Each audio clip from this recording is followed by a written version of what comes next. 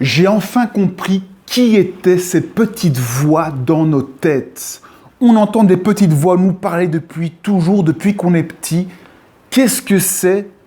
J'ai enfin trouvé ma réponse à cette question.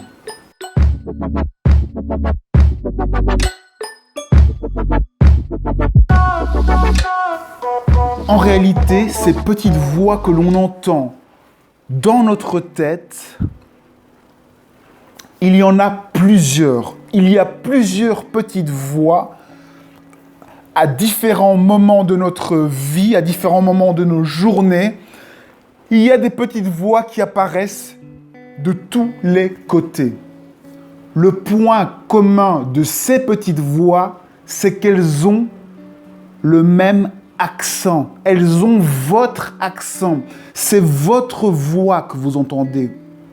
Et comme c'est votre voix que vous entendez, vous pensez que c'est vous qui êtes en train de penser cela.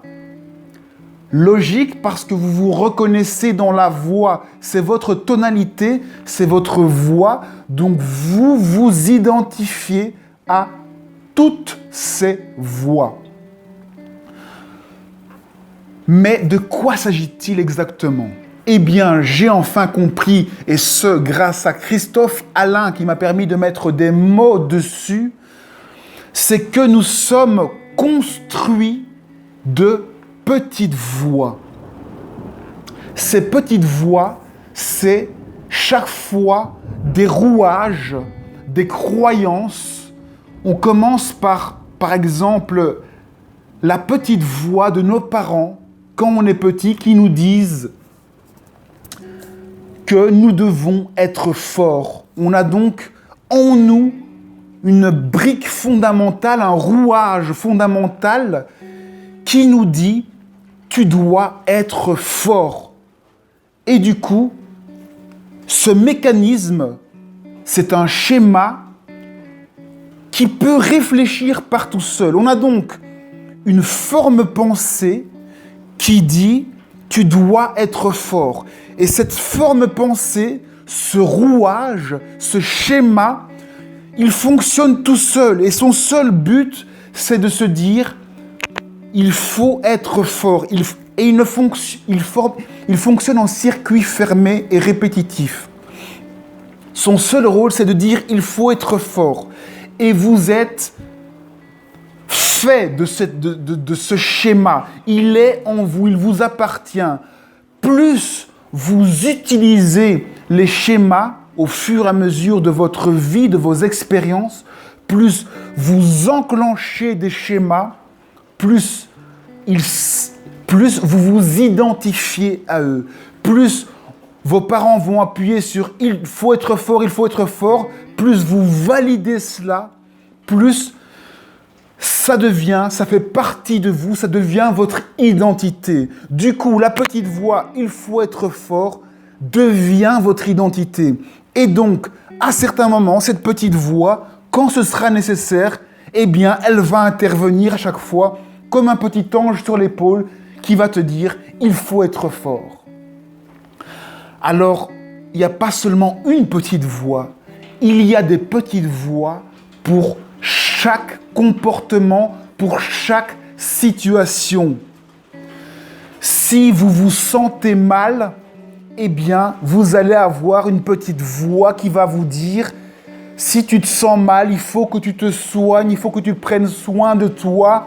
Ou bien la petite voix va peut-être dire autre chose. Si tu te sens mal, c'est à cause de cette personne-là, Vous allez avoir encore un schéma qui va se greffer à cet autre rouage. Et vous allez avoir ainsi plein de schémas que vous allez... Alors ça, c'est l'orage qui confirme qu'il y a plein de schémas. Vous allez donc avoir plein de schémas qui vont créer le personnage que vous êtes. Vous allez avoir plein de petites voix en vous qui vont parfaitement se lancer, se donner la parole. Et c'est ça qu'on entend dans notre tête. Dès qu'on est confronté à une petite voix, à une situation, eh bien, les petites voix qui correspondent à la situation s'enclenchent et vous donnent des pistes pour vous sortir de là. Ces pistes viennent de vos croyances. Ces petites voix, c'est la voix de vos croyances qui vous disent comment, selon vos croyances, vous pouvez vous sortir de cette situation. Toutes ces petites voix sont des rouages. Plus vous utilisez ces rouages, plus vous créez une traînée, un créneau, une habitude de créneau, plus vous ancrez ces habitudes en vous et plus vous vous identifiez et plus ça devient vous. Ces petites voix, elles sont vous parce que vous vous êtes habitué à ce que ce soit vous. C'est vous qui leur avez donné le pouvoir d'être vous. Vous vous êtes identifié à ces petites voix. Mais aucune de ces petites voix n'est vous. Aucune n'est vous. Ce que vous êtes fondamentalement, ce n'est pas cette marionnette de petite voix, ce pantin qui se déplace tout seul dans le monde, dans la vie.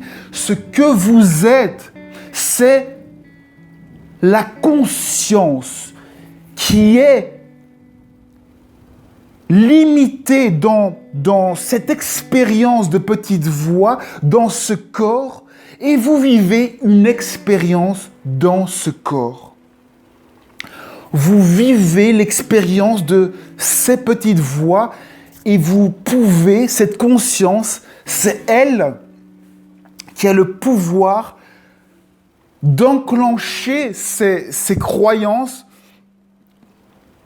de valider ces croyances, d'appuyer sur « j'agis comme ceci, j'agis comme cela », d'activer ces petites voix. Rappelez-vous, plus vous enclenchez ces petites voix, plus vous avez des habitudes de comportement, plus vous pensez que c'est le bon comportement à avoir, plus vous vous identifiez et vous créez un personnage.